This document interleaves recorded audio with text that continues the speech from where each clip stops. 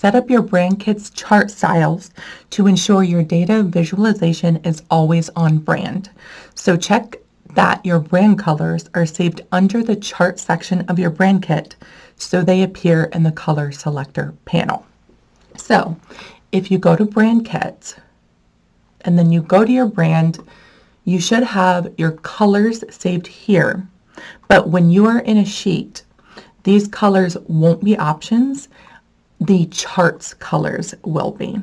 So all you need to do is copy the colors that you have in your color palette to the chart section.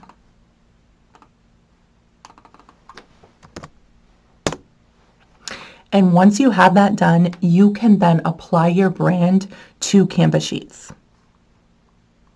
All right, now that I've added my colors to my brand kit under the chart section, let's see what my options are. So I refresh my screen, and if I go to brand and I go down to charts, I see all of these options. So I can insert any of these charts automatically branded with my company colors.